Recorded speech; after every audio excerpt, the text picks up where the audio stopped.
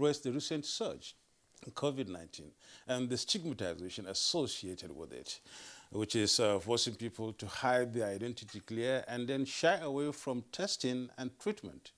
This and many more issues will be examined today on Good Morning Nigeria. We thank you so much for joining us. I am Yusuf Nadab Usman. And I am Claire Adelabo Abdul Razak. Always a pleasure to have you join us as we discuss another insightful issues on Good Morning Nigeria. It's live on the network service of the NTA, and we're reaching you from the Federal Capital Territory, Abuja. We'll kickstart our program as usual with our morning news, and Dennis Adegunloye is here, of course. Dennis, why are you nodding your head? Have you taken your booster shot already? I'll be working towards it. I like the way you emphasize my Adegunloye this morning. Thanks very much. Good morning, Claire and Nadabo. Good morning, Nigeria. Here is the morning news.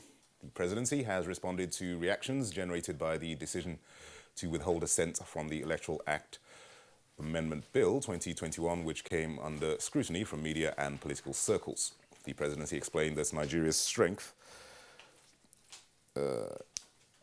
Senior Special Assistant to the President on Media and Publicity in a statement said it is quite correct.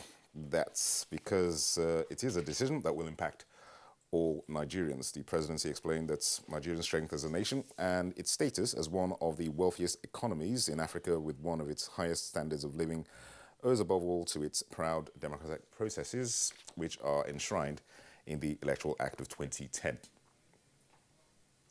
The Federal Ministry of Agriculture has adopted a new policy on agricultural technology and innovation for the country's agricultural development. The policy is to be implemented between 2022 and 2025. Also gives adequate attention to fisheries, value chain, particularly the artisanal fisheries, with the aim of reducing the import to meet domestic consumption. The Kano State government will demarcate about 2,000 kilometers of stock route as part of measures to address conflicts between farmers and pastoralists. Already, a committee has been constituted to carry out the task and is in consultation with stakeholders, including traditional rulers, to ensure timely and successful execution. And every local government in the state will have their own committees, and these committees, they will serve as an avenue where they will be resolving issues and other crises of the stock routes. Zamfara State Command of the Nigeria Security and Civil Defense Corps has arrested some suspected notorious bandits who have been in the watch list of security agencies. The suspects were intercepted at some motor parks in Gusau, the state capital. Confessed that he has participated in several banditry activities. He had attacked several villages. According to him, he said what he benefits mostly from it is 10,000 and above. Each operation he goes, they will give him 10,000 or something similar to that. The Federal Ministry of Agriculture and Rural Development has handed over some development projects to 4 local governments in Kano State. The projects are part of efforts by the federal government to discourage rural and urban migration, which are key to sustaining agricultural production. Every reason to cultivate more land, we appreciate. So when you give them good roads, definitely the goods that they produce will get to the market at the cheaper rates and at an easier, way for them. And the Nigeria Center for Disease Control, NCDC, has confirmed 599 new cases of COVID-19 in 40 states and the FCT. The breakdown shows that Delta State recorded the highest number of new infections with 194, followed by Edo recording 94 new infections. The FCT records 80, Kaduna 48, Lagos 35, Ondo 23, Kano 21, Rivers and Kwara 20, Ogun 18, Plateau 12, Abia and Cross River 8 each, while Ekiti records 6.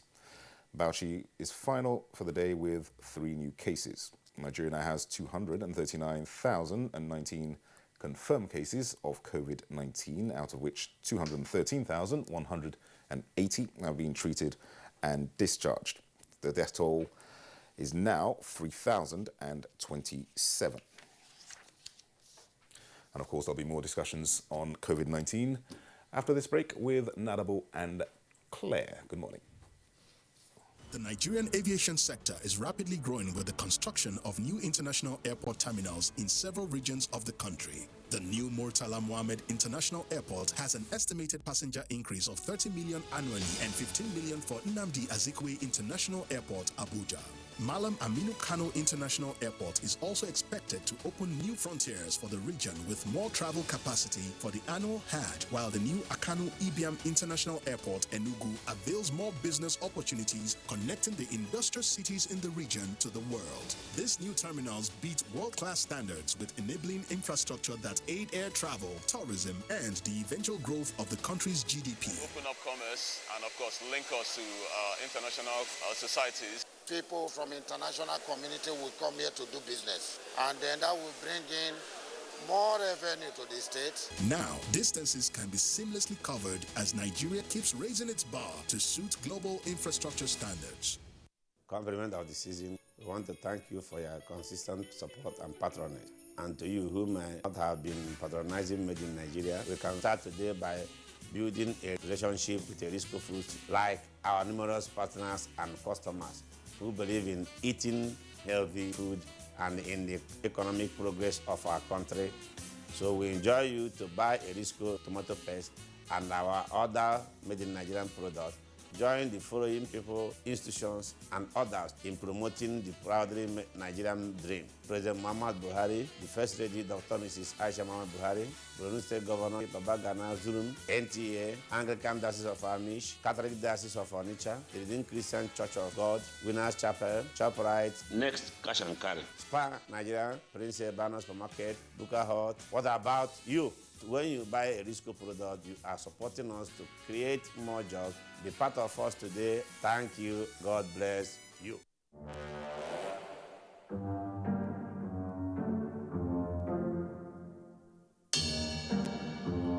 Now everybody knows I'm the man. Enjoy the reward that sharing brings with the Airtel Family Plan. Get bonus talk time, SMS, and data for each family member you share with. Dial *141# now. Airtel. Candidates who are interested in gaining admission into NTA TV College, JOS, for the 2021-2022 two-year National Innovation Diploma Program are to apply for admission through the Joint Admissions and Matriculation Board, JAMB. Courses available for application include Film and Television Production, Broadcast Journalism, and Television Engineering Technology. Such candidates must have a minimum of 5 O-level credits in relevant subjects including English language and mathematics. For inquiries, please call 0803-079-5335 or 0806-980-9807. Management Announcer. From the heart of the Federal Capital Territory to the ancient city of Kano, from the sprawling rooftops of Ibadan to the bustling markets of Aba and the creeks of the Niger Delta, you really can't beat the rich. Over the years, we have kept going, keeping you informed, educated, and entertained. And how have we survived in the very challenging year? Because of our pillars of support, namely the 3 tiers of government: ministries, departments, and agencies, corporate bodies and advertisers, religious bodies, civil society groups, political parties, and most importantly, you, our esteemed viewers. Together, we made 2021 great. And together, we shall make 2022 greater. Thank you from all of us here at NTA. Your season's greetings and a prosperous new year.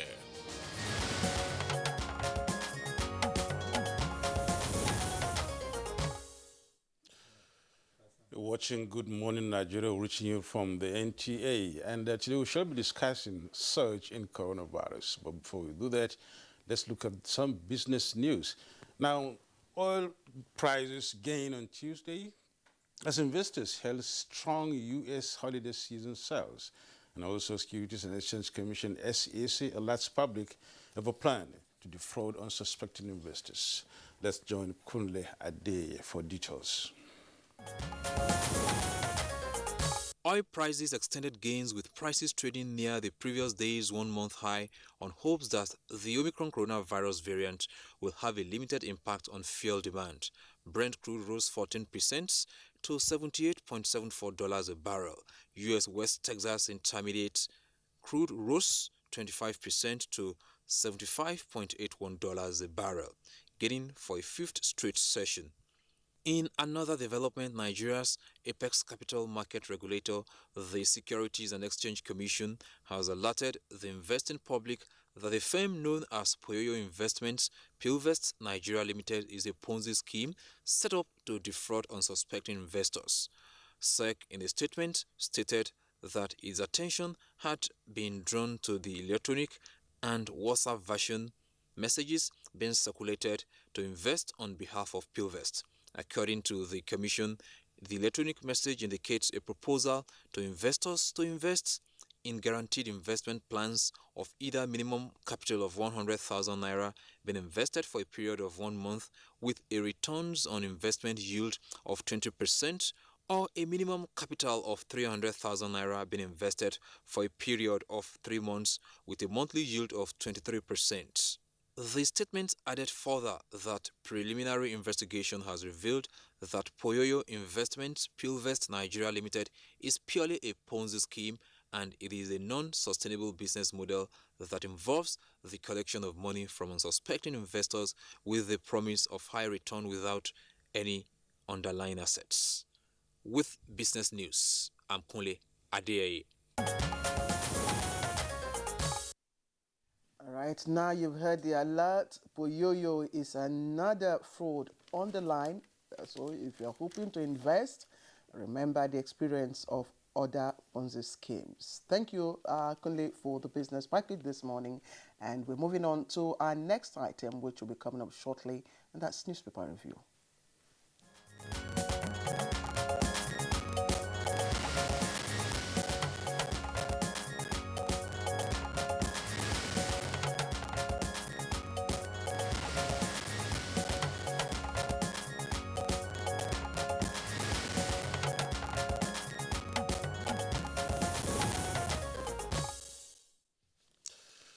And of course, as usual, Bayo Atoyebi is already in the house. Welcome, Bayo.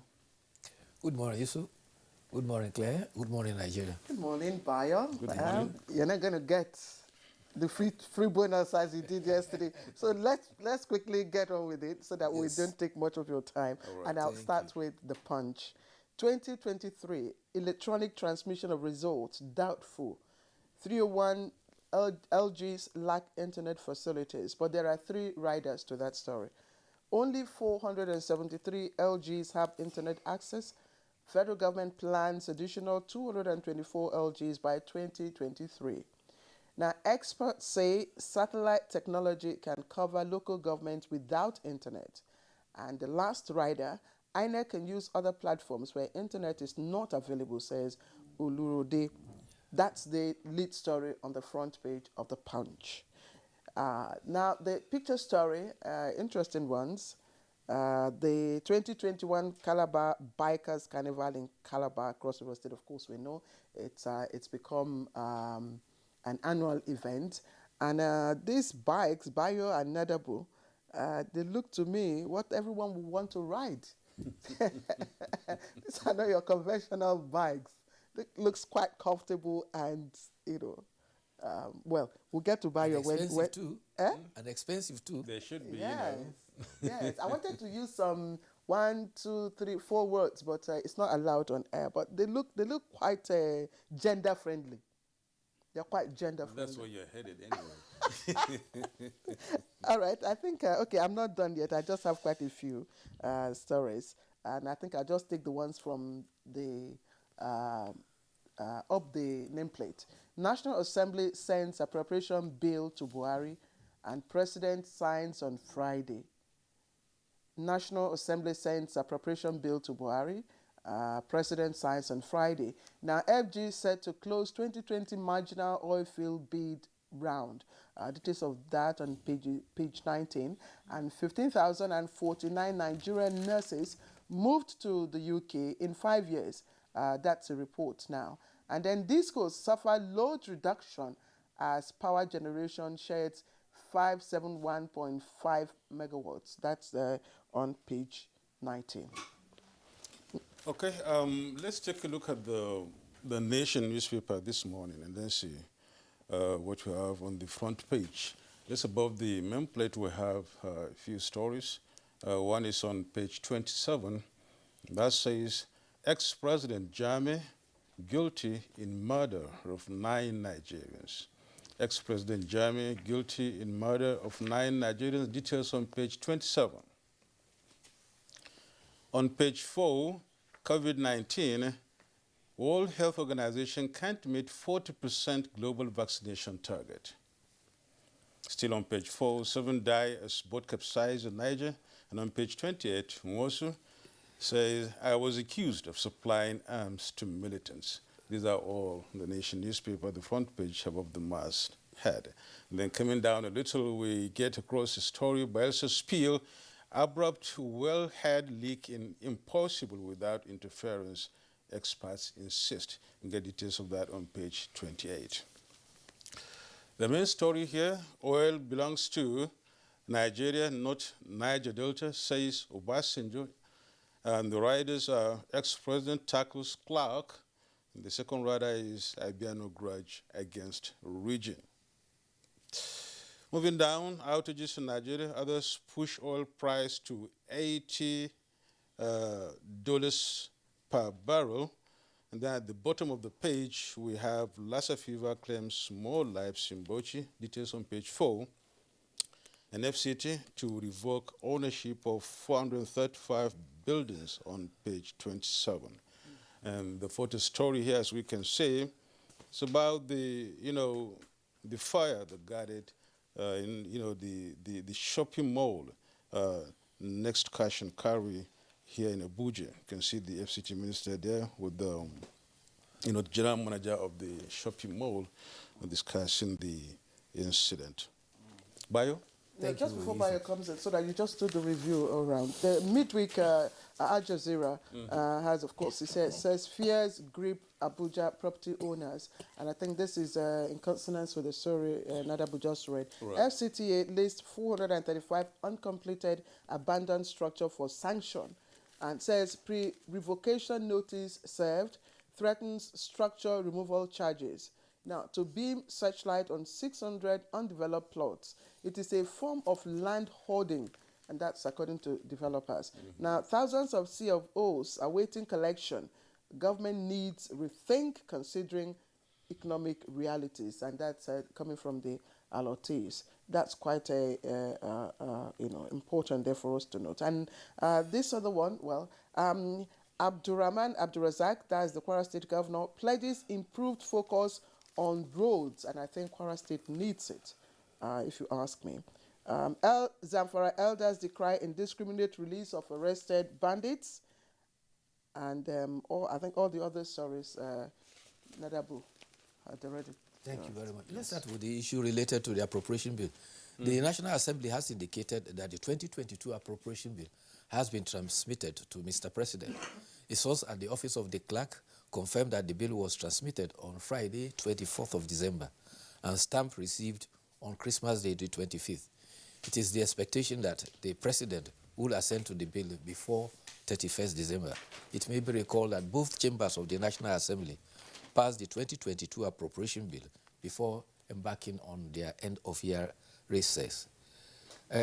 About withholding assent, the presidency says that the electoral bill that President declined to assent had components that are not good for Nigeria at this time. A statement by the Senior Special Assistant, Garba Shehu, says that after scrutiny, it was found that amendments therein entail significant legal, financial, economic, and security complications for Nigerians. Principally, he says it contains severe spike in cost of holding primaries by parties. The taxpayer will shoulder the cost, and it will benefit only the richest political parties. The statement concluded that those who want limited forms of resources in an era of global crisis, spent on politicking should do a rethink about their cynic games. In another reaction, the former governor of Jigawa State, Sule Lamido, says it ought to be the prerogative of political parties to determine how they select their candidates. He says apart from logistics problem for political parties, INEC will incur huge cost to monitor party direct primaries. Also, Professor Isesagi, a constitutional lawyer, has advised that the National Assembly should reenact the bill by removing the provisions for direct primaries. He says this is the quickest way to resolve the impasse. And there's the story you read about sanctions over structures. Yes. The Federal Capital Territory Administration says that it has concluded plans to sanction owners of 435 abandoned and uncompleted structures in the FCT. Also to be sanctioned are owners of 600 undeveloped plots within the city. The statement from the Abuja Geographic Information System says that land department say that the move is necessitated by security concern. The statement by Abubakar Dembo says that the action will cover 250 square kilometers of the Federal Capital Territory. There are expressions of concern that many abandoned projects may be linked to slush funds and also tend to harbor criminals. I think it's high time, and I hope that this time around, this will be followed to its logical conclusion. There was a time such notice was also given out to allottees of unused land, plots of land, and those who have uninhabited residential buildings here and there and all that. So what happened? There was a time I came across information that indicated that there are about 300,000 such empty properties across Abuja. And it's not only in Abuja. There are in Port Harcourt and other cities of the Federation too. Yes. Anyway, on COVID-19, the National Primary Healthcare Development Agency says that so far, 13 states of the Federation are yet to commence the administration of booster shots. The World Health Organization and vaccine production agencies have recommended that booster shots will enhance protection against the virus. Nigeria commenced booster shots on December 10th, following the detection of Omicron, and resolved to use Pfizer-BioNTech vaccine as the booster. Across Nigeria, 13 states have not begun, and the states that have begun are Akwa Ibom, Jigawa, and Taraba. And here is the news. So far, of all those states, only 5 persons have come up for booster shots. Have come up? Yes, 5 persons have come up for booster shots. But the shots are there for people, Yes. Are the shots there? I think that's what you should ask. The shots are there. People are reluctant in coming. As of this morning, there have been about 599 cases of COVID-19. Yesterday, there was information that Omicron has reached 1,475. Well, the good news is that Omicron has rapidity of infection, but it's not as virulent as Delta. Nevertheless, if we must stay protected, we must observe the non-pharmaceutical protocols and also go for the protective booster. Bayo, there are reports that may debunk what you have just said about the Omicron variant. Okay. Yes, there are reports, and I think we just, since it's a topic that we want to look at in depth, just presently, we'll just hopefully put that across to the experts. Even South Africa, yes, that was first to determine the genome of the Omicron, has reported that what they have found out from the cases there is that it's not as virulent as Delta. Anyway, Governor Abino Bello Masari of Katsina says, until such a time that we have a state polity, he thinks that rotation or shifting the power from one section of the country will help consolidate what he described as our confederation. He says that the Constitution is made for us and not us made for the Constitution. He said, yes, the Constitution does not say we should shift power, but if we shift power, have we violated any part of the Constitution? He says this is his personal opinion, and he believes that if power should shift to the southern part of the country. Meanwhile, there is a misleading headline from The Punch, which says that electronic transmission is doubtful. If you go through the body of the report, this is what Punch says. Punch reports that the National Development Plan 2025, launched last week, projects that there are 697 local governments that have internet coverage. And there are plans to peg 437 number of the LGAs with internet connections. He also says that there are indications that the 224 that are left could be linked with satellite to cover it for electronic transmission. So I'm beginning to wonder, why is the headline saying that electronic transmission is doubtful? Well, it is backed up, with the three riders that follow.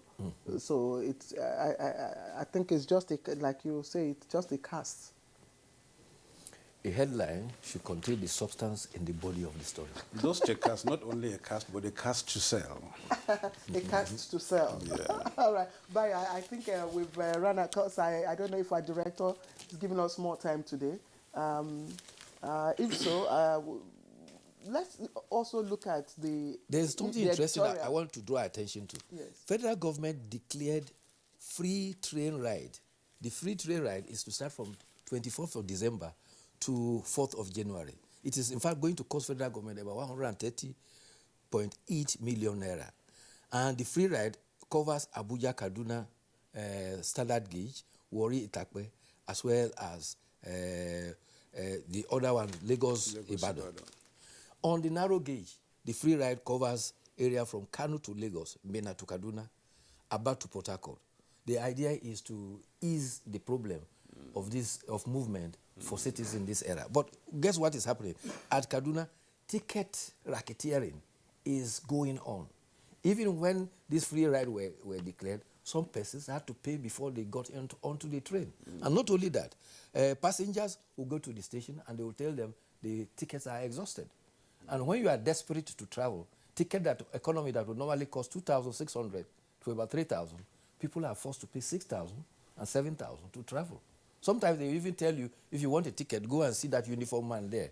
And then they will get a touted ticket for you to travel. We had already indicated this topic, yes, for discussion on Good Morning, and we've, sent out, of course, invitations to, it's an issue, and also looking at the free transport. Is it the 5,000 naira transport? I see it on the social media, that is being proposed. I don't know. That is to cushion of yes. the effect that will come when subsidy is eventually removed. Precisely, yes. Also, it's part of what we also want to look at. Before so it's been noted. Yeah, yes. Before we do that, I think it's better we just talk about it a little in the sense of trying to see how Nigerians normally abuse privileges and, circumstances being provided. There is this trending video on the social media coming from the United States where, cops or policemen are dashing out $100, I would say, to people on the road as Christmas gift. Yes. Right? I saw it. And I also want to connect that to the federal government's, gesture of, allowing people to travel on these standard gauge rails, for free. To lose about 1.something million naira, that's a gift to Nigerians, and I think Nigerians are abusing that. 130.8 million. 130.8 million, right. But that's really unfortunate. I wish I was going to travel by train. You can travel, go to Kaduna, go around. But all the same, that's it. And Nigeria should know this, and then let's try to at least appreciate. And the trains are comfortable. They are, in fact, the interior, can make you forget. All right, Bayo, your time is up. Bayo, did you see the Mobolaji Johnson station? It has escalator. But here in Abuja, you have a long staircase. There's a lift, but most of the time, the lift does not work. All right, Bayo, we will get to that stage. We have, look at, if you check your time, we've given you another bonus today. Thank you. Every day is not Christmas. Have a good day, Bayo. You too. All right, then. All right, let's take a short break now. We'll be right back. We've been trying our best to contain the situation. And in our operations, we've been able to make a lot of recoveries. We've been able to also arrest suspects that are involved in this kind of activities. And we've been able to also recover, particularly arms and ammunition, from those who are carrying it unlawfully and disturbing the peace of the people. But generally, our morale in the Nigerian police is always guided by our commitment to do what we have sworn to do. Peace and security must be looked into as a priority by all. To look at security as the business of all of us. This message is from the Federal Ministry of Information and Culture.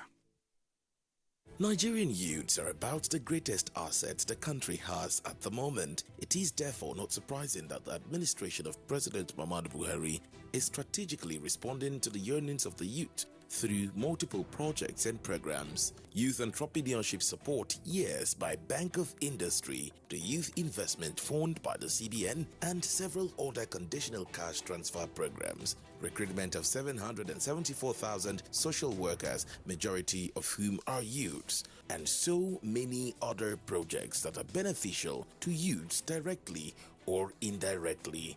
If the administration can do all this, definitely with a degree of patience and time, it can achieve more. Nigerian youths must come together to say no to terrorism, no to vandalism, and no to all disruptive tendencies. Hashtag Youth for Greater Nigeria. Pacifying the youths, unifying the nation.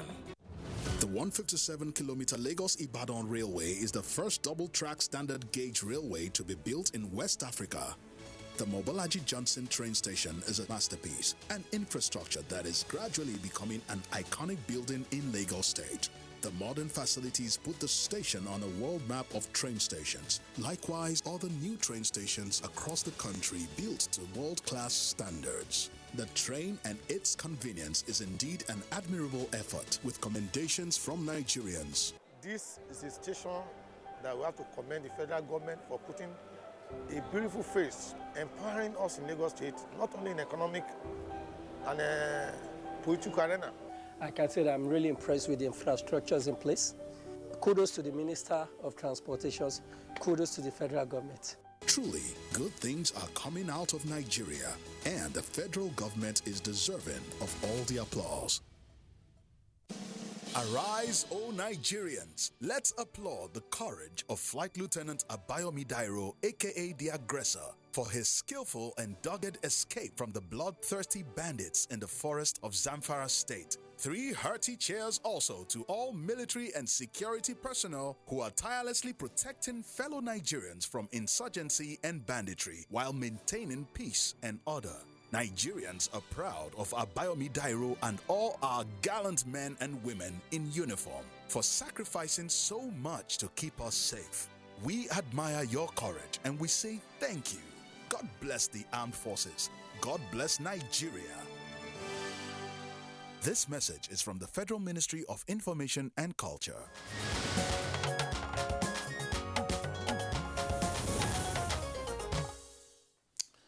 And now to begin our discussion, which is on a surge in COVID-19 cases in Nigeria.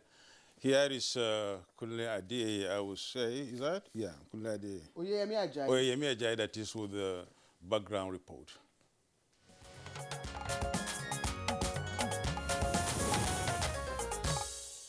On the 5th of December 2021, Nigeria recorded 55 new cases of COVID-19. The next day, it was 167.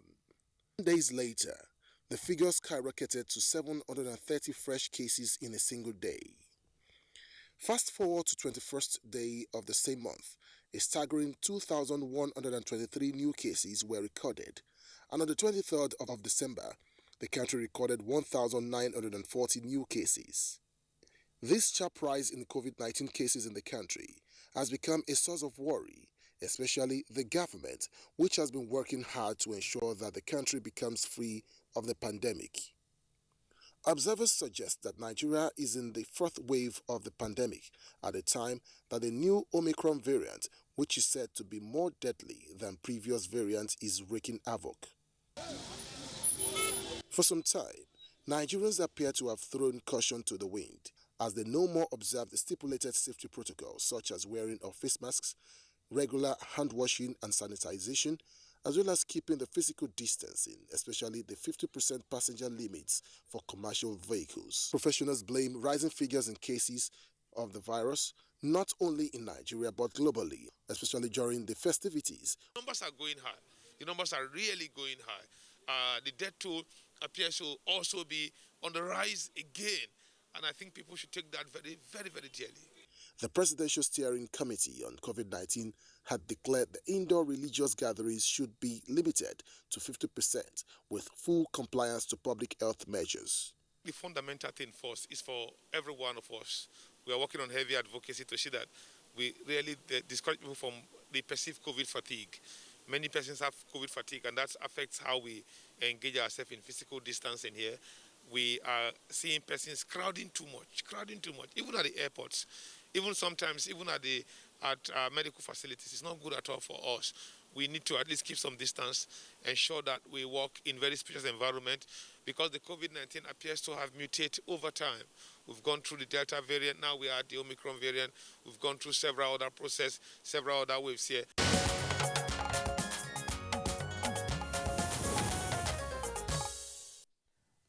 With 599 new cases of COVID-19 infection, we are experiencing the fourth wave of the pandemic in the country. So it is of concern that we again revisit the issue of COVID-19. And we have right here in the studio with us to give us more information on what is happening, the Director General of the NCDC, Dr.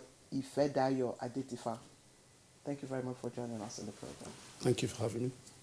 Also with us here in Abuja studio is the Acting Director, Public Health Department, Health and Human Services Secretariat of the FCT, Dr. Sadiq Abdulrahman.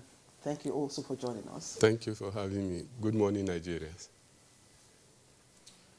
And we also have from Calabar via Zoom, that is the Commissioner for Health, Cross River State, and Chairman, Health Commissioners Forum, Dr. Beta Edu. It's a pleasure having you on this program this morning, Doctor. Thank you for having me this morning. We're also expecting any moment from now, the head of Technical Secretariat, Presidential Steering Committee on COVID-19, Dr. Mukhtar Muhammad, who will be joining us from Kano. Anytime he comes in, we get him across to you. Gentlemen, here we are, COVID-19, beginning in February 2020 and all through to date. The expectation had been that by now, at least with the vaccine and so many efforts being put in place, it should have been coming down as such. And all over the world, people have been expecting that because the hardship so much first, especially in 2020, was very unbearable. And that is, undoubtedly a fact of truth. Unfortunately, here we are today facing a surge in this, very disease, and then ravaging new techniques of trying to curb it, new vaccines, boosters, and whatever. Let me start on this clinical note. Dr. Ifedayo Adetifa, that is, Director General of NCDC, on whose back, this whole thing is. What's really happening? Well, thank you for that question, and good morning, Nigerians. What is happening is we're having a predicted or expected surge in cases given the time of the year. Okay, so regardless of whether we had a new variant or not, we were expecting some uptick in disease transmission for COVID. And that's because obviously we are approaching our own winter, if you want to call it that. It's a period, dry season, when it's dusty, when it starts to get cold, and when we have increased susceptibility to respiratory pathogens in general, including SARS-CoV-2. The other thing is that the end of the year period, especially December to January, is associated with significant movement of people, travel. So if you had a new variant or a new pathogen, it provides a ripe opportunity, very good opportunity for importation. And then, as a backdrop to all of those, specifically for COVID and for SARS-CoV-2 virus, we had low vaccination, and as the news report said earlier, people had stopped adhering to all of the public health safety measures that are known to work. So putting all of these together makes for really bad mix that has contributed to the surge in cases. And that's not been helped by the emergence of this new variant, which is really highly transmissible, has a shorter incubation period, requires, the mutations that happen to it have conferred on it such a transmission or transmissibility advantage that you can see across the world, and even here in Nigeria, it's trying to take over or has taken over from the Delta variant that was the last cause for alarm.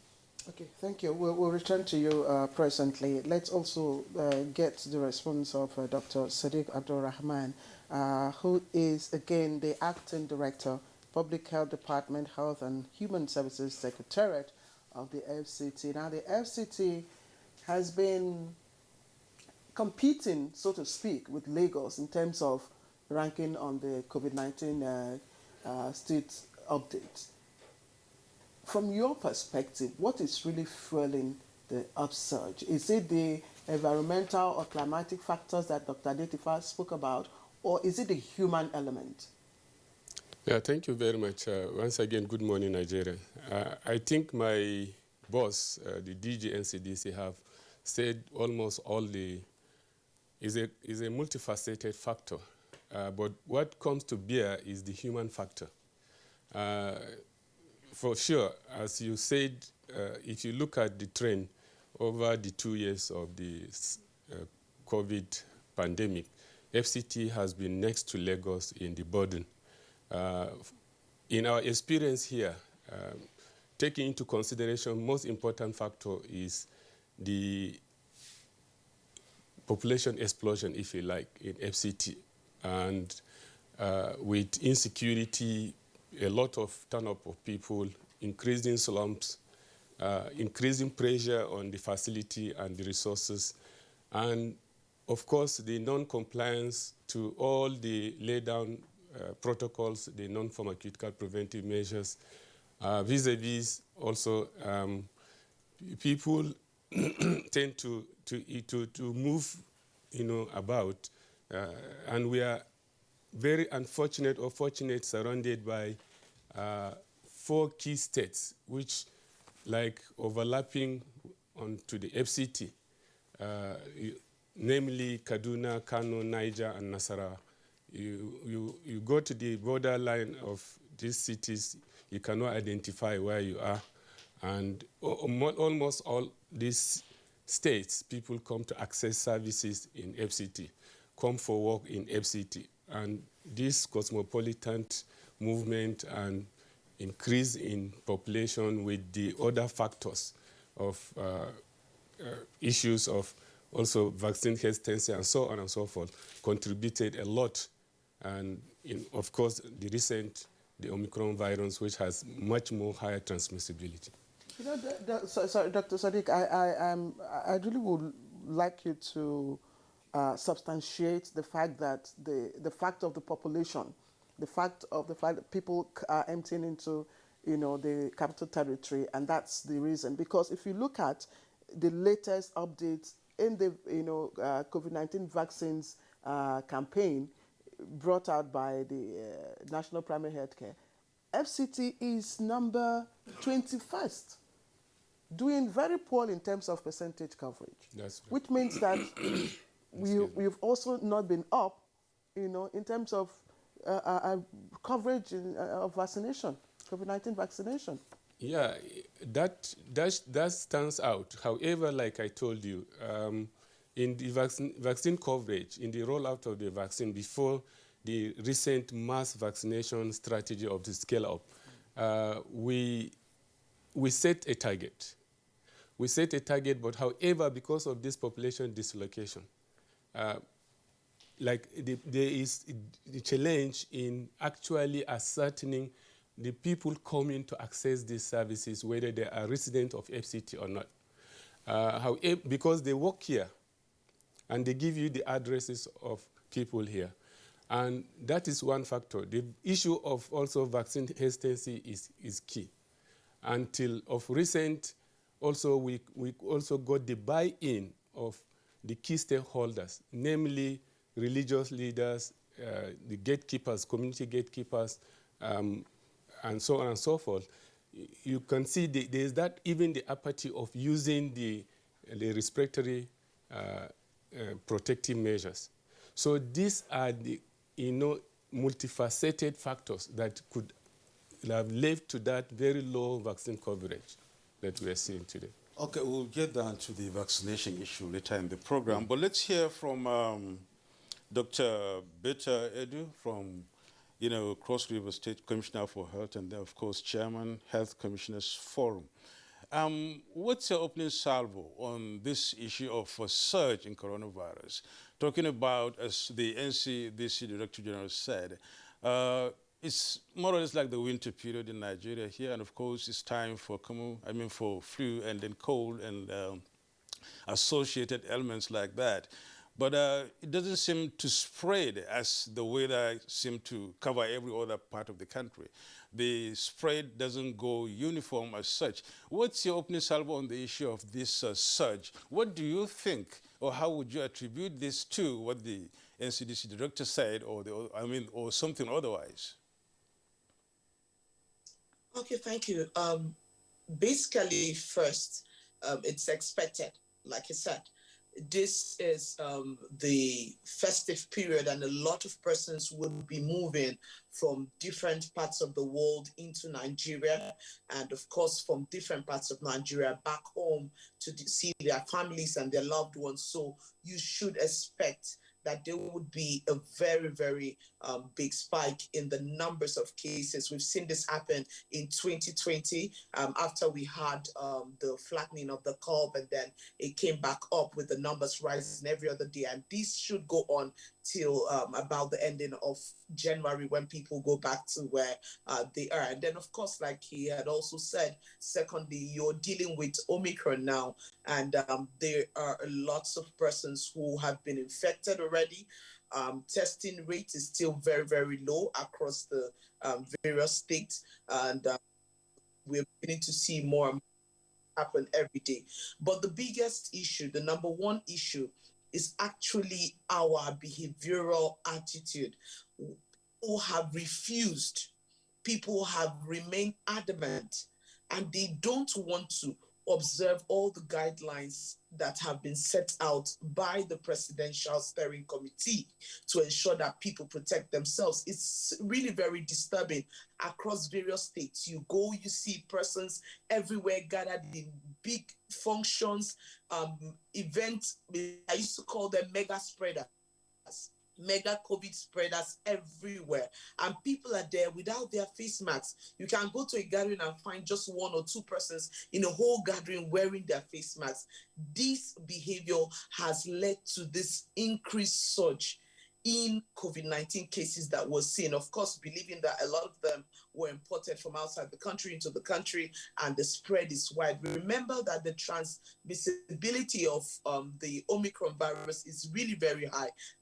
And the only way we can know is to improve surveillance and sequencing of the various samples that we get. That's the only way we can know if we're dealing with Omicron or we're dealing with Delta and other variants. But really, I think the number one issue is that it's festive period and a lot of people have moved. And so this is expected. And of course, as they move, they go to their loved ones who didn't have it, and they introduce it into that environment, and it continues to spread. Number two, we're dealing with Omicron, which is is very, very highly transmissible. And then the third factor, too, is the fact that people's behavior has been very poor. Beyond this, of course, is the issue of vaccine hesitancy. The vaccines are not even available in many states. I heard you say that 13 states have not started the booster doses. As I speak to you, in Cross River State, they have not delivered the Pfizer vaccine to our state yet, and several other states have not received the Pfizer vaccine, which is actually supposed to be for this whole intervention. So those are the challenges we have. Dr. Beta Edu, it's interesting. We're experiencing some glitch with your connection with you. I'm not sure. I don't know if you are still with us. If you are still with us, I would like to ask you, I'll just go down to this COVID-19 chart, and incidentally, Cross River is one of the, should I say, fortunate states with single-digit caseload. That I think you have eight new cases, and you have been consistent with not too high caseload. How, in the midst of all the challenges that you have talked about, behavioral issues, inadequate vaccine and all that, how have you been able to sustain this low caseload? Sorry, if you could take the question again. Taking a look at today's caseload, Cross River State has 8 new cases, which is, single digit, and I think it's been consistent in coming up with, very few caseload comparable to other states. So in the midst of all the challenges that you've talked about, the environmental climate challenges, if you may, the behavioral challenges, the inadequate vaccine and all that, how have you been able to get, the infection at that low rate?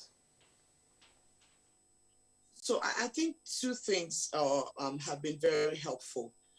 Number one, if you really do a real operational research, comparing Cross Riverians and several other states in Nigeria, you would know that the use of face masks is actually very high in Cross River State as compared to other states.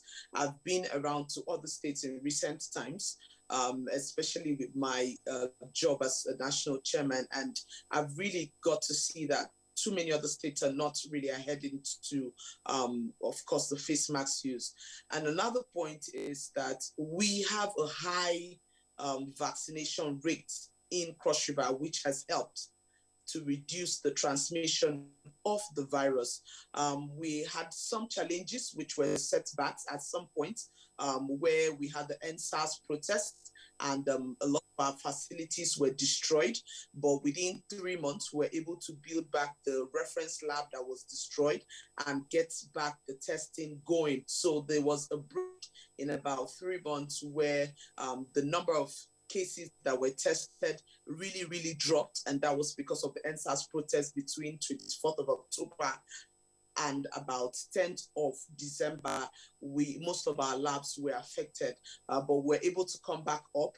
But most importantly is the fact that in Cross River State, we have basically cancelled almost every event that would be a mega spreader. I'm sure you know very well that the carnival has not held back for 2 years, and the government is very strict on shutting down. If you hold an event, you will be sanctioned for it. So most events have been shut down. Events that will lead to spread have been shut down. The use of face masks is quite high in Cross River State, and beyond that, our vaccination rate too is very high. We used to top the country at some point, and even now when they started the new mass vaccination, Cross River still remains within the first 10 states with the highest level of vaccination, although we are still expecting our vaccines. Every time we run out of vaccines and we keep trying to call for more vaccines to come in, we have not gotten the booster dose, and there's a lot of pressure from Cross Riverians to receive the booster dose. A lot of work too is done around risk communication in the state. So every local government chairman is involved, the ESCO is involved, the governor is involved, everyone is involved in screaming that people should protect themselves and their loved ones. And really this has helped us to really gain miles in the COVID response. So, Dr. Edu, you are the Chairman, Health Commissioners Forum. We'll talk about peer review later with you on this program, especially talking about this issue and this how other states are faring. In the meantime, Dr. Adetifa, I put it to Dr. Edu earlier on, and then I asked her really talking about one of the basic reasons why there is a surge now, as you said at the beginning of this program. But the weather counts very much and contributes a lot in this, because it's more or less like a cold time in Africa, in the whole world anyway, but it's our winter, I would say. And this virus, this kind of element thrives very much in this kind of weather. Some states have very low cases of, COVID-19. We talk about Kwara State, for instance. I mean, Kogi State, for instance, that's only 5. And then talk about places like Zamfara states, and then you go up and talk about Lagos, which is having about the highest, and then the FCT and rivers having so much of this. And we're in the same environment, same climate, same everything. Is it a question of vaccines? Is it a question of PCR testing? Or is it a question of compliance? Why the discrepancy and the differences wide range per se in this infections and of course cases in this country?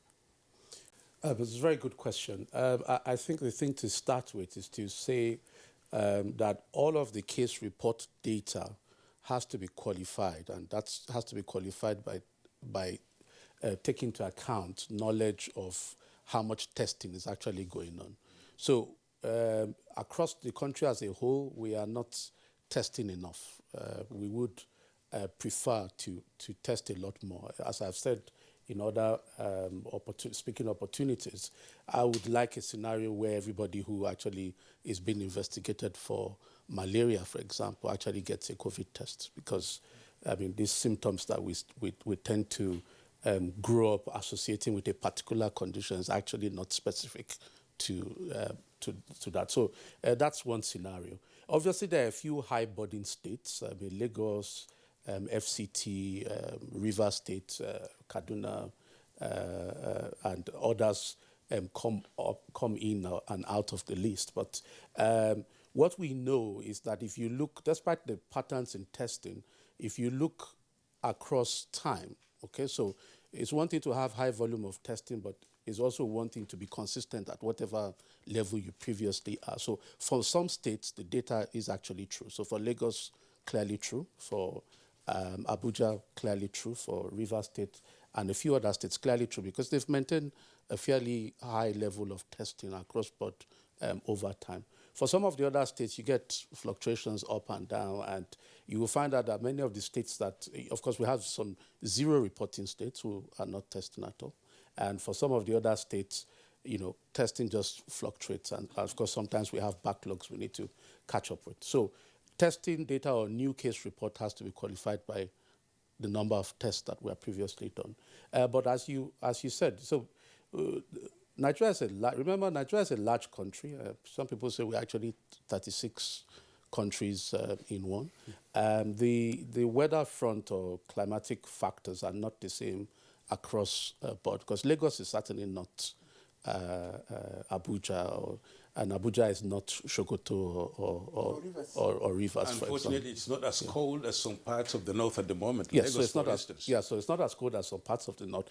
And it's not one factor at play, it's an interplay. So when in our population centers, you've got population, so you don't discount that. It's got large numbers of people mixing, living in close proximity in underserved areas, traveling in mass, cramped together in buses every day. It's slightly different from some more, if you want to say, more of our rural parts of the country or places with a lot more space and fewer people. So all of this need to be taken into account when interpreting the data. But certainly, I mean, there's a reason why November to May, for example, is also a season where you watch out for cerebrospinal meningitis. But you don't get, that season does not extend sort of below Abuja or Niger State for the way you have it in North. Because again, the climatic factors that contribute to the spread of the pathogens responsible for meningitis are not the same across the country. And the northern part of the country is in what we call the Africa's meningitis belt, where you tend to have epidemic meningitis. And of course, those conditions make it favorable also for respiratory infections. But that belt does not extend to southern Nigeria, where we have, again, other problems, as the case may be. But if you just hold on a little bit, just a minute, Clear, yes. Talking about this testing of a thing, this is where this is the crux of the matter. Until you test, you won't know. And when you know, you now take action. Yes. If testing seems to be irregular in some states don't even really give much heed to it, while others take it so serious. I mean, what is really the problem therefore? How do we address this? Because it's supposed to be a situation where everybody gets to know his or her status. And of course, the government will now use that to plan and then see how they can now spread out with vaccines and other, information and efforts. Well, as you know, long before I arrived, the NCDC and the Presidential Steering Committee did quite a bit of work to expand access to testing across the country with network of laboratories that the NCDC still supports by, providing consumables and even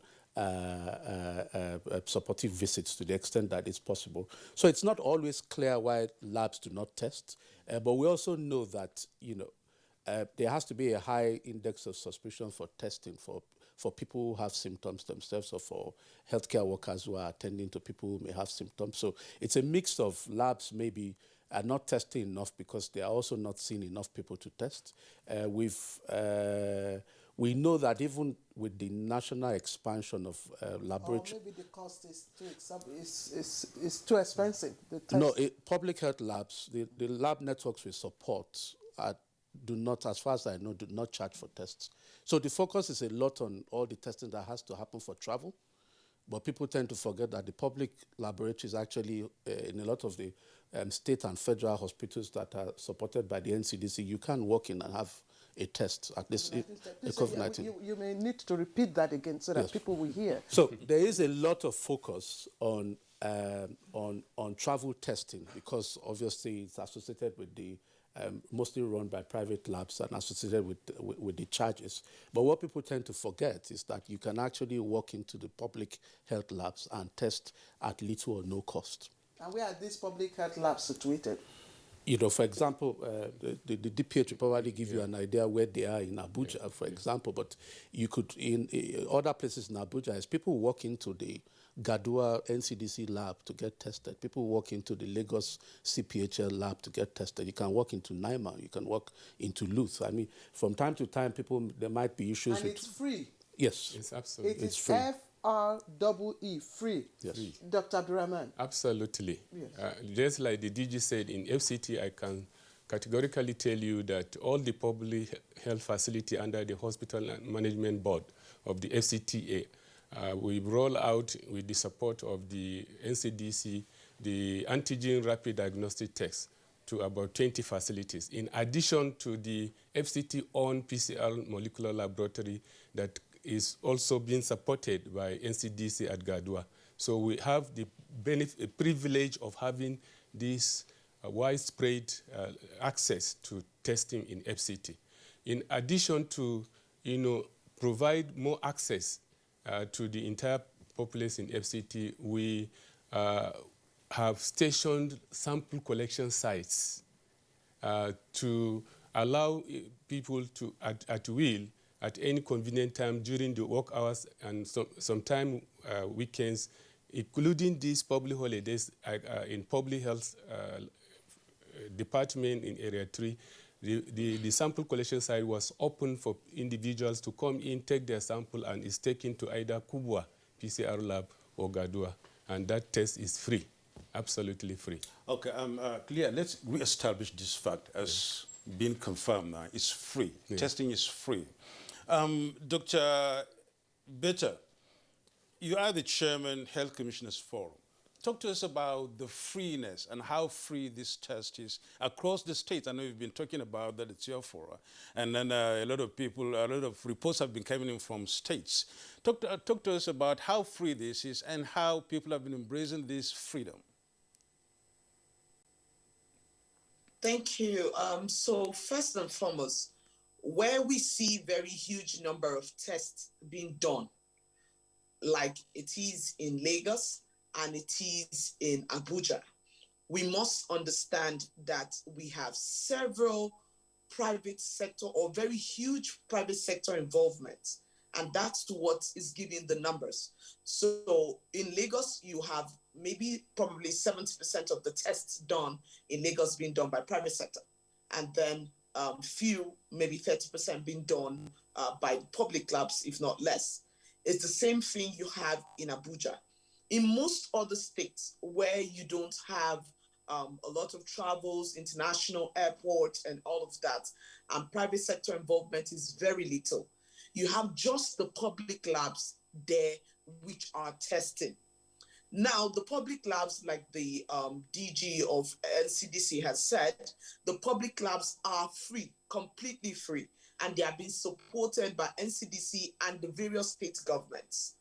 The point is, even though in some states, of course, they receive the consumables from NCDC, there have been that reduction in testing because of what I'll refer to as COVID financial fatigue by states. So a lot of states have spent so much money in 2020 in the COVID-19 response.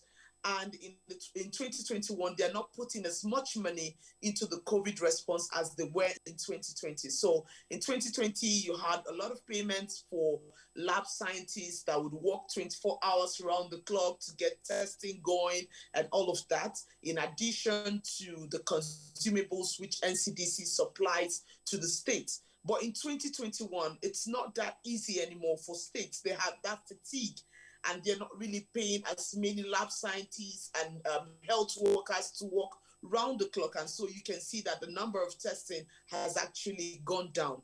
But again, I can confirm that all the public labs across the country are actually testing for free, and they are being supported by NCDC, which is doing a great job, and also by the various state governments.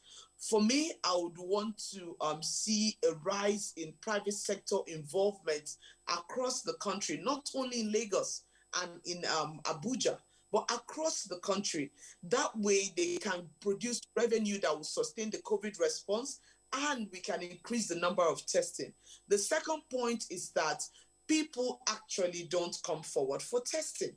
Most times it's until they have very, very obvious symptoms of COVID that they come forward for testing. So most of the asymptomatic cases are being missed out from the testing procedures. I'm happy that NCDC approved for what they call it, the rapid test kits to be used for COVID. We also have the rapid PCR kits. These should be approved, and then states should also be supported with these rapid test kits. They would help a lot. For me, the ones which were sent to Cross River State, we sent them to health facilities. So when you come to the health facility and you say, I have cough, I have fever, I have catarrh, is how my malaria used to start, which is the story which they give to you. We have instructed health workers, test them for COVID too, because most times find out that it's actually COVID, but they think it's malaria and probably would have gone to the pharmacy or the chemist to get over-the-counter anti-malaria drugs. So these are our measures we can go through to increase the testing rate. But most importantly, there's need for more support to states. Some states actually have issues with their labs, and so they are not testing at all and are not reporting at all. I know about 3 of them, and I would appeal that NCDC should support them again to see how those labs can begin to work. And then, of course, inviting the private sector to get involved across all the states, whether travelers are coming there en masse or not, get involved. There are people who want to test for other private reasons, maybe for school admission, for other meetings. In fact, it's becoming part of an IV for you to get your COVID test to come into some events across the country. So we can imbibe those attitudes, get tested, know your status, which is really, really very helpful. Dr. Edu, thank you. When I get back to you, I would like you to share with us the behavior of some of your colleagues when you meet at the Health Commissioners Forum with regards to the issue of strategy response to COVID-19 and Omicron. But I just put you on hold and come back to the studio here and ask, we've mentioned malaria, we mentioned the traditional symptoms that people, are used to during this period. And also, people with genotype AA, I don't have that scientific background, but it's people say it, are prone to some of these, symptoms, especially at this period. Malaria or fever, catarrh and all that. So must everybody with these symptoms go for COVID-19 testing? Well, thanks for what I said is, it's my sort of utopian aim or dream for the COVID testing situation. It's that it becomes as commonplace at least for the period when we have this pandemic, becomes as commonplace as you would for people who have presumptive symptoms of malaria. And that's the aim, hopefully, using, as the Honorable Commissioner mentioned, rapid diagnostic tests, which we hope over the next coming weeks to months will actually ramp up in terms of its availability, because it's more accessible than the PCR test, and obviously gives you a quicker result. The other thing to add before I ask you a question is that we are aware that as she's alluded to, the coverage of the network is not as, the geographical spread and access is not as we would like, because even in states where public health labs are present, if you take Lagos, for example, you're not going to use 5, 6, 10 health centers to cover the whole of Lagos, or ask people in Lekki to travel to Yaba just because they want to have a COVID test, given all the challenges they have in traffic. So there is ongoing work, not just for Lagos, but across board, to make sure that rapid diagnostic tests become increasingly available and are deployed to more lower level health centers, which tend to be closer to where the population is. Now, speaking about malaria symptoms, you know, the symptoms that we say are for malaria are really not for malaria. There are no symptoms that when you have it, they indicate that 100% you've got malaria. What has happened is that we've all grown up, okay, especially in the age where the strategy was to treat all fevers presumptively for malaria, giving chloroquine. I'm sure many people relate to drinking many courses of chloroquine tablets, the whole 10 taps and all of that.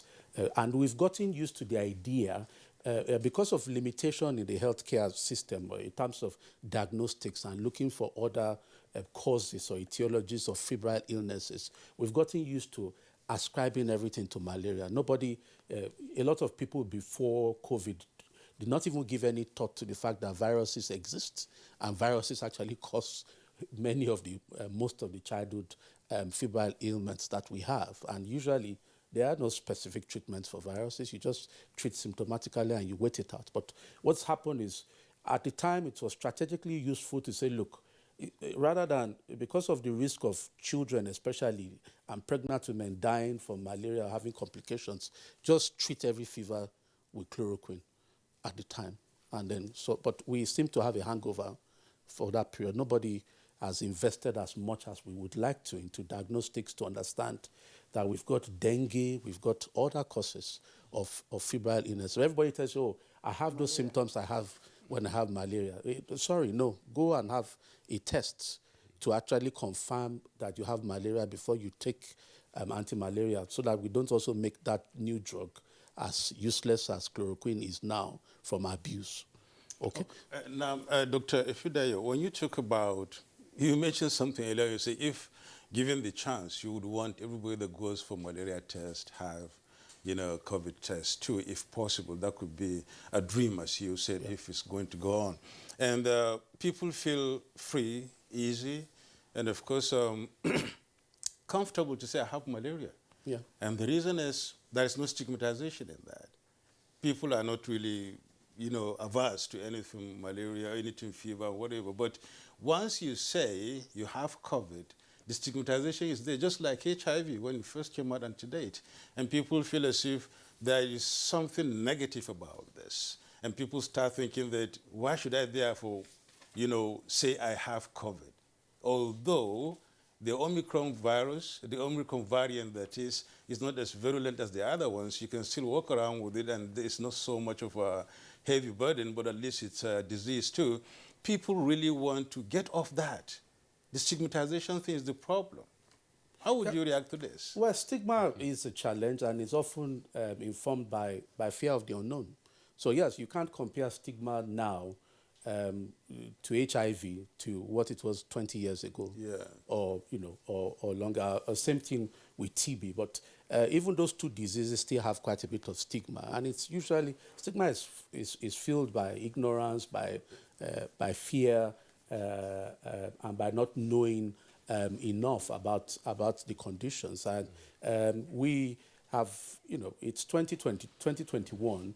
We have traveled some distance compared to 2020 when COVID first came on board, and the fear, the doom, and gloom. Because it's a pathogen nobody knew anything about. A pandemic is a once-in-a-lifetime incident, and we are still trying to figure out this pathogen. We don't know everything that we are supposed to know about it.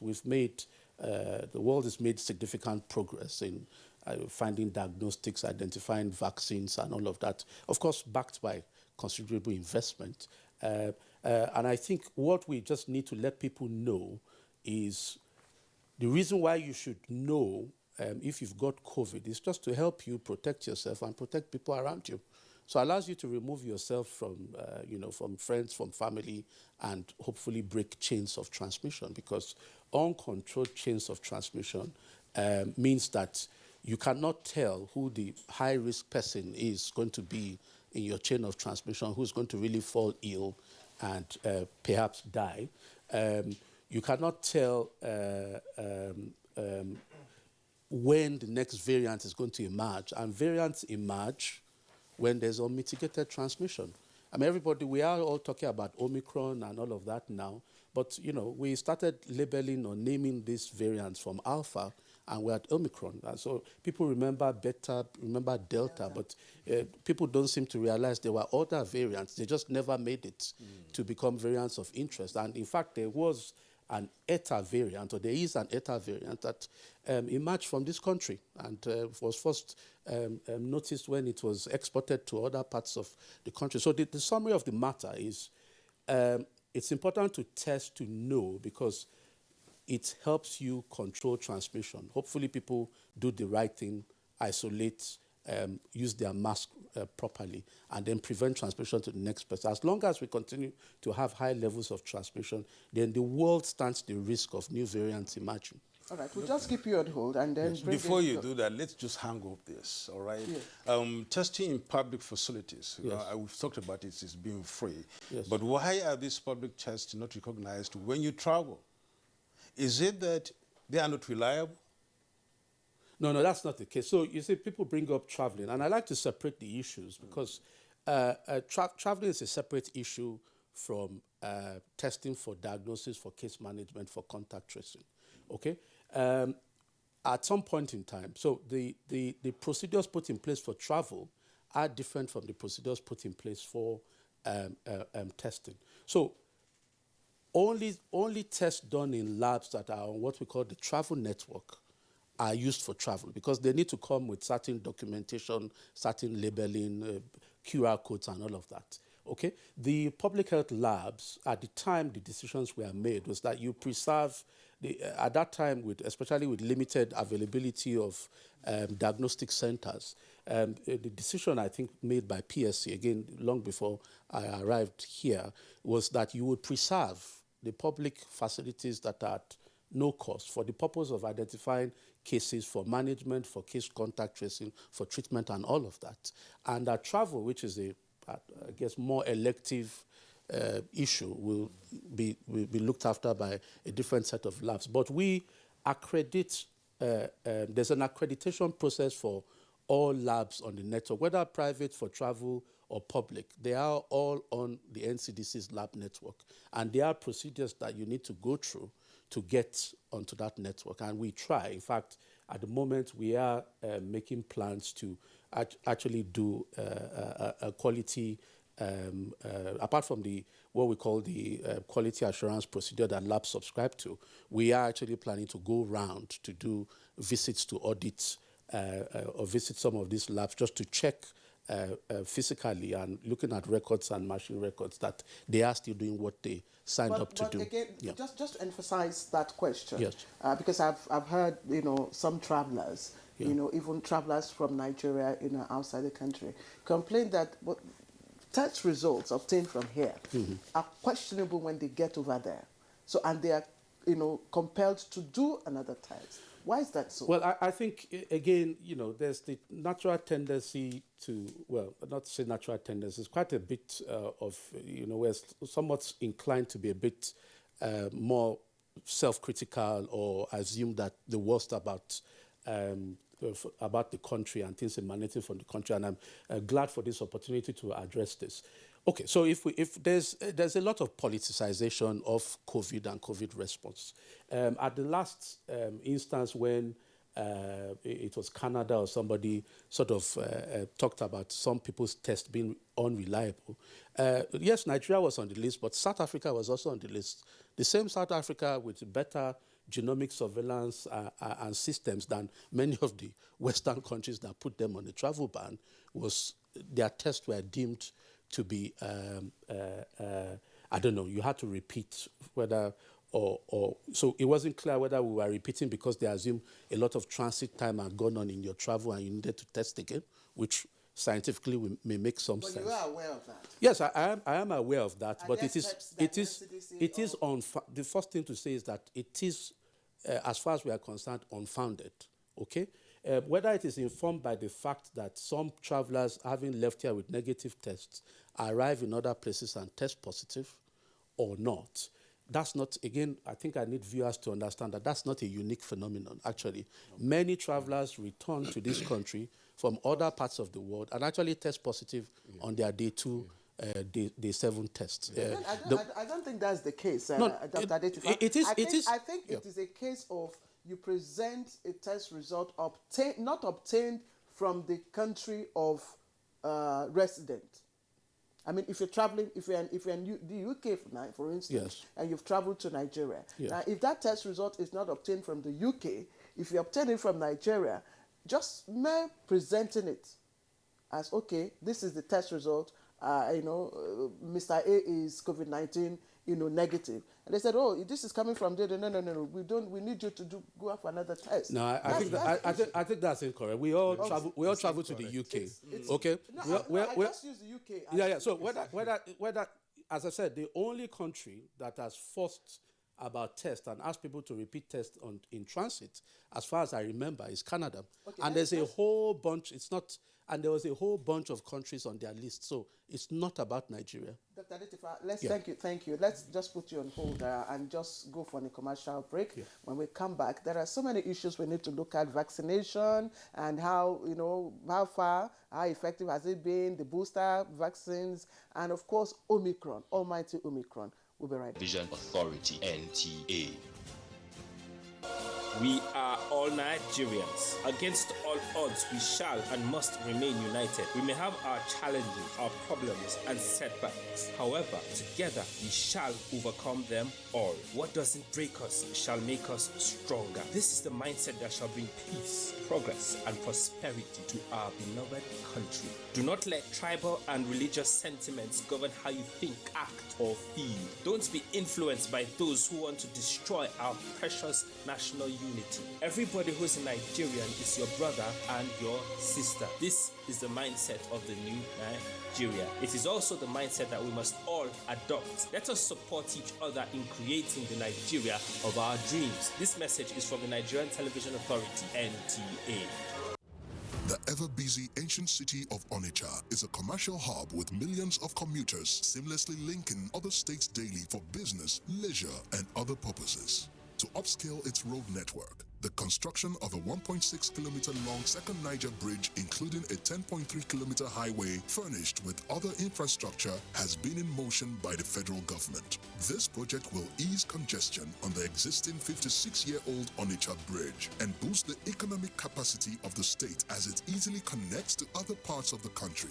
The completion of the world-class second Niger Bridge Onitsha will be one of the many proud moments of the state, its people, Nigerians, and foreign investors. Onitsha, which hosts the largest market in Africa, is geared up to boast of an impressive road network. Once again, these moments are made alive by the federal government, and it is deserving of all the applause. We have come to the end of another successful year. We wish to appreciate all those who mean so much to us. Our clients, the 3 tiers of government, ministries, departments, and agencies, corporate bodies, advertisers, religious bodies, civil society groups, political parties. You are esteemed viewers. Together, we made 2021 great. Together, we shall make 2022 greater. Thank you. Wishing you a Merry Christmas and a prosperous New Year from all of us at NTA.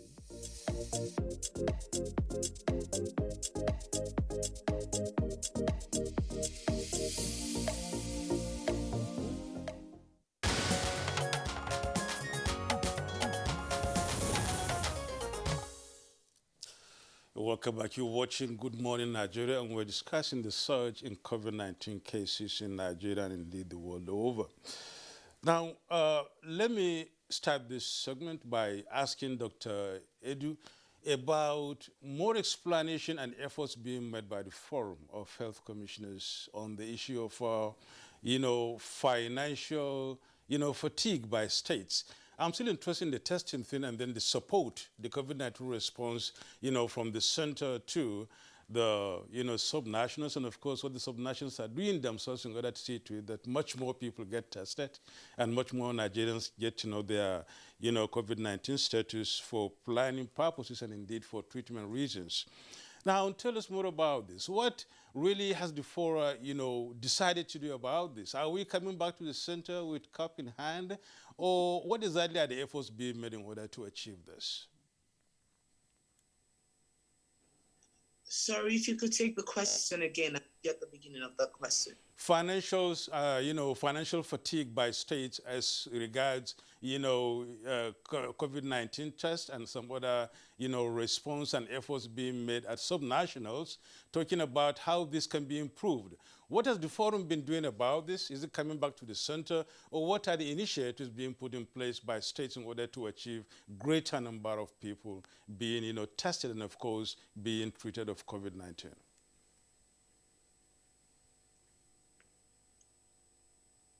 Are we there, Dr. Edu? Hello? It seems to have an audio challenge. Let's move on. By the time we come back, we'll try to really, if she is back, we'll try to get this sorted out. But I won't let go, Dr. Ifidayo. Let's conclude that. Talking about tests, at some international conferences, participants are required to present their daily COVID-19 status. And they are allowed to use COVID-19 test kits. And of course, why do we still insist on PCR COVID-19 tests? Are test kits results invalid? What's the reason? Well, no, test kit results are not invalid. For every, for a lot of diseases you want to diagnose, there's always something you call, when it's available, a gold standard test. So this test has the best performance characteristics in terms of its ability to pick up those who are truly positive and to correctly identify those who are truly negative. Now, as far as performance characteristics are concerned, while the rapid tests meet some minimal threshold, they are not as good as your PCR test. So it depends on how much stringency you want to put in place. So most rapid tests have something what we call they are required to be 80% sensitive. Okay, which means in the simplest terms that if they're working correctly, if you test 100 people, they are likely to correctly identify, they're likely to correctly say that 20 people are negative when they're actually positive. And what you then find out is that if you do PCR tests and rapid diagnostic tests on the same people, the PCR test will pick up more of the positives than the rapid. Okay, but you see, in a conference situation, every day, whatever, several hundreds of people, you want to have a quick readout. Of course, a rapid test is the way to go, and if you're implementing other policies like your mask use and physical distancing, then it's fine. But if you want to reduce the number of if you say escape, that's people who are positive that are labeled as negative, which is introducing more stringency, then you ask for a PCR test. Okay, so Dr. Abdurrahman, I want to take us now to vaccination. Recently, Nigeria, of course, destroyed the expired, vaccines. There was so much talk about it. In fact, some people were concerned, expressed fears that they could have been, given expired COVID-19 vaccines and all that. What's going on? Are we still vaccinating in the FCT? Absolutely, we're still vaccinating. You see, there are lots of information mismanagement and misinformation on the vaccine and the COVID generally. The vaccine is not being produced in the country. These are produced by few selected farms in different parts of the world. And it entails that after producing this, there are a lot of logistic issues to bring these vaccines. Not only that, the entire world, if you look at it globally, especially Europe, the US, they are also grappling to have these vaccines to protect their citizens. So also Nigeria. And it's not about getting the vaccine and how soon do we get the vaccine from this scenario. So the vaccines are brought. In most cases, mind you, it has a very short shelf life. So maybe if you say it has 6 months, and before it can cross all these processes to come to us, to reach to the target population, it might have reduced to 2 months or 3 months. So these are the logistics problems, these are the issues inherent in bringing these vaccines. The one we have currently still have enough shelf life that is safe. And good enough, this vaccine also, because there are some questions that come up on the different forms of variants. Does it confer immunity? Does it protect against? Yes, the answer is yes. It still protects against all forms of the variants to a very significant level. And good enough, if you look at the data, especially at the FCT level we have analyzed so far, even during this surge of the Omicron, the people that come down from the disease are those that are unvaccinated. And even the death, we witness also increasing number of deaths from precisely first of this month to date. And these are among those that are unvaccinated. The data clearly shows, and if you look at it globally, even this morning I look at that of Switzerland, the surge and the death are more among the unvaccinated, meaning the vaccine is protective. So these are the issues around the vaccine. You just said that the vaccine protects all the variants of COVID-19. Absolutely. But there's a study. Maybe Dr. Adedifa would also, either confirm or not, that says that the vaccine efficiency in the case of Omicron is very, very low. And that is why you need a booster vaccine. Are you talking about the first and second doses, or are you talking about the booster vaccine? Well, that's a very good question. You see, in vaccines, any vaccine preventable diseases, they are processes, there are guidelines, and there are steps to be taken. And depending on the scientific evidence, that guides the number of vaccination you are to receive.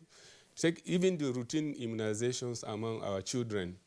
You look at some of the diseases, you need booster doses, notably polio and even measles. So you need to give booster doses. Similarly, this is a novel disease. It's still unfolding, and we are still grappling with mutation. So the idea of the booster dose, initially, if you look at it critically, there was even no consensus among the crisscrossing of taking the different forms of the vaccine. Mm-hmm. Either it's Pfizer, AstraZeneca, and Moderna. Yeah. But now the evidences are clear. You can take this for... And people are still skeptical. Yeah, can I just add to that if I can. So the COVID vaccine protection or effect depends on which outcome you are interested in. Okay, there's obviously the vaccine impact on infection, which is like whether you are asymptomatic or you get it or not. There's the vaccine effect against whether you are likely to become severely ill, hospitalized, or die from the virus. Now, what has happened with is that the segmentation of the first, and second? No. We're assuming if you are fully vaccinated. Mm-hmm. Okay. So what's happened with Omicron, obviously, is that there's some reduction in the ability of the vaccines to prevent you from getting the infection. But obviously, there is still vaccine protection against you, even if you got the infection, you becoming significantly ill, needing hospitalization or dying. And as my colleague has said, in the US, in other places, the larger driver of the new upsurge or the wave we are having is people who are unvaccinated. Okay, so more cases in the unvaccinated people, more infections in unvaccinated people, more hospitalization and deaths in unvaccinated people. Now, in terms of boosting, so in places where they had, the developed world rolled out their vaccination program a lot earlier than the rest of the world. I mean, there's a lot has been said about the equity in terms of access and coverage to vaccination. So people have received their 2 doses a while back. And what seems to be happening is that with the arrival of Delta, with the arrival of a new variant, you realize that the antibodies you have are of not sufficient levels to fully neutralize the virus, this particular variant, as they did before. And what you get, the benefit you get from a booster is that you close that gap. So you return antibody levels. Okay, it's between 70 and 75%. Yeah, so you return antibody levels back to where they were and increase the benefits of that. Now, in our population, where actually most people are unvaccinated, what people need to do is to get a vaccine. Start your vaccination. Because, as he said, even years before Omicron and all of that, most of the deaths that we've had, even in Nigeria, the last time we looked at records, I think in nationwide data that's available in November, 81% of all the deaths we had happened in unvaccinated people. Why is it that Cross River State, because the commissioner specifically mentioned it, that as she speaks, as she said earlier, as she was speaking earlier, that they are yet to get their own supply of the booster vaccines. Why is that? I don't know, because again, vaccines now, this is a question for our colleagues in the MPHCDA. I don't have any idea about the mechanism, but I am sure that they are listening and somebody will probably do something about this. And when I leave here, actually, I made a mental note to ask the executive secretary if he is aware of what's going on in Cross River. But talking about the vaccine still, Dr. Efidayo, when you look at the reaction and then the public response from states, just like you could say it's the same with the PCR testing, they are just at par. People don't really go in for the vaccines. People have that hesitancy. And then the PCR test, people start talking about where and how do we get there, and maybe hiding behind the covers of, being, charged instead of being free in certain places.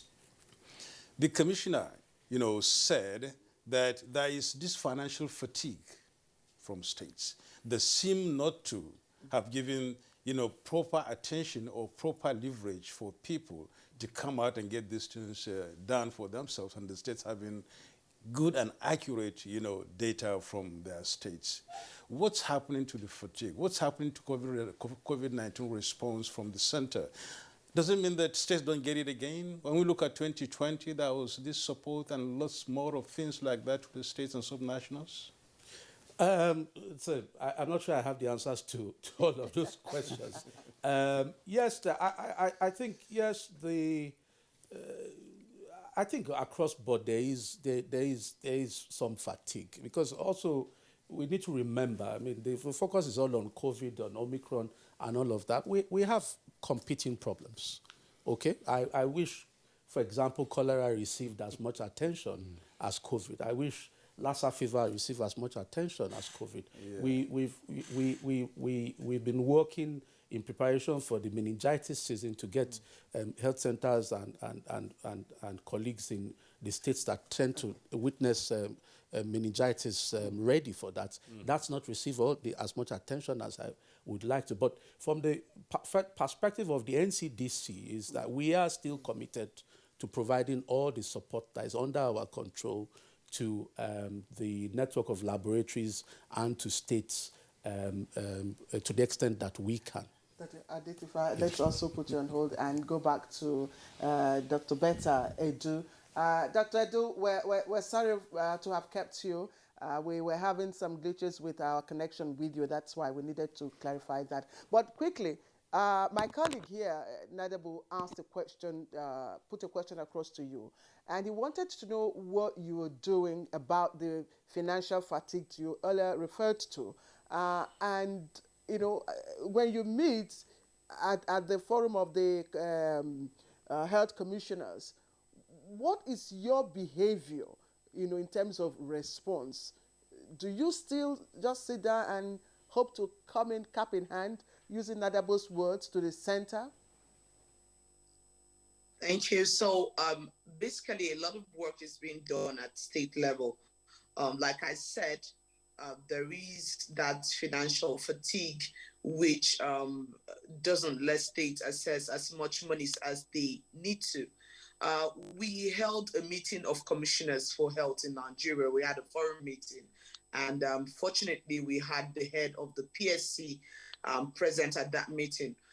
Beyond that, we also had a COVID summit recently where all the commissioners were in attendance, and we made our own contributions on the way forward. For me, the continuous response to COVID would be sustainable if we can deal more with the private sector. Number one, there should be more private sector involvement. Remember, if the private sectors are involved, there is revenue that accrues to states that can be used for the COVID-19 response.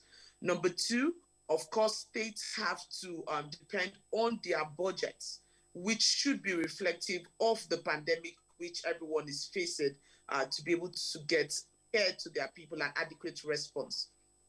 Finally, we expect to have support from the federal government to be able to carry out a seamless response at the state. So for NCDC, they should continue to supply consumables to public labs, and where possible, the RDT for testing.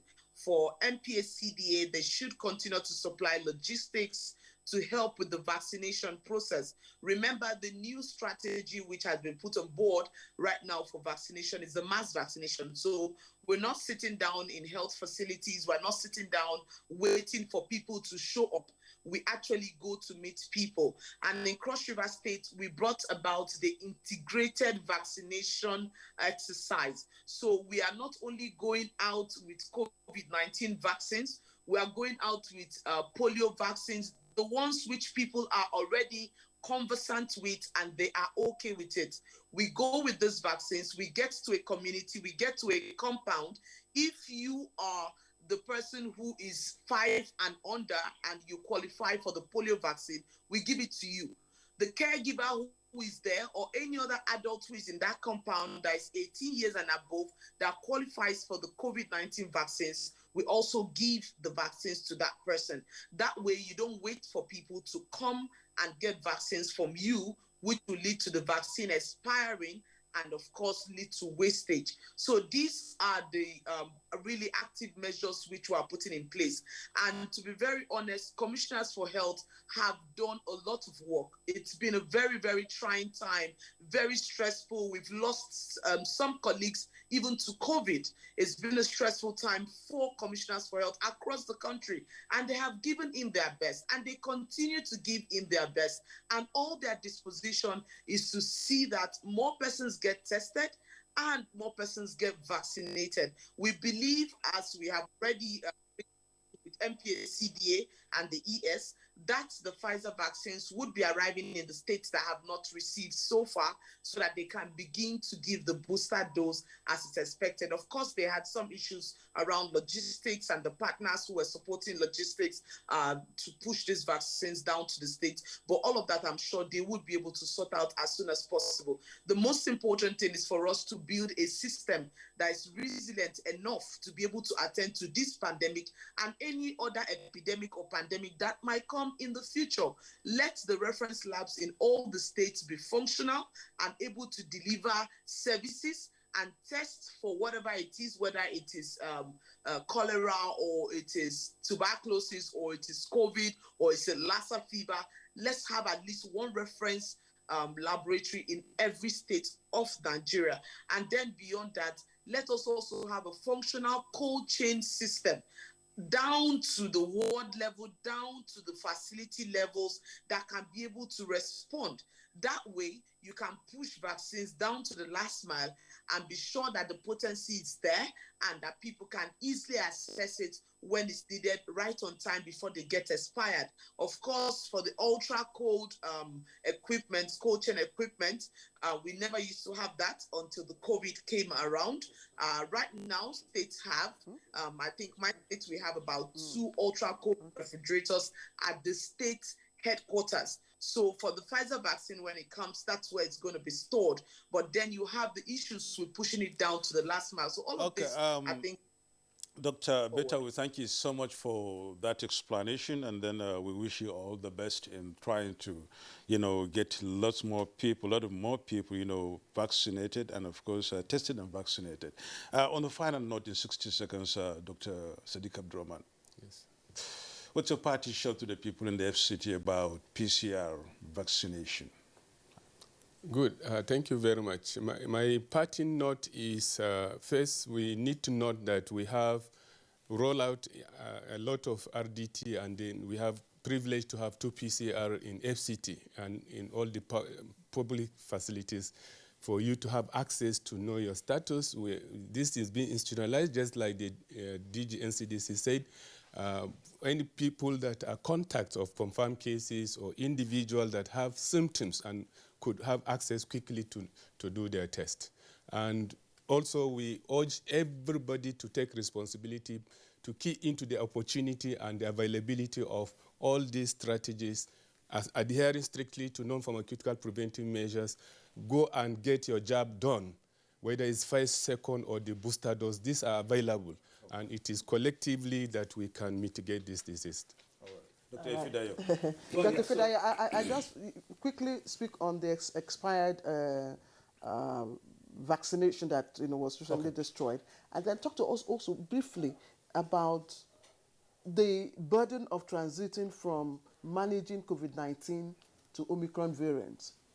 Okay, so the quick response to the issue about expired vaccines is that a lot of the vaccines received in Nigeria and many developing countries were donated, okay, through the COVAX mechanism set up by WHO and partners. Many of those vaccines came with short half-life, shelf life, typically 6 months.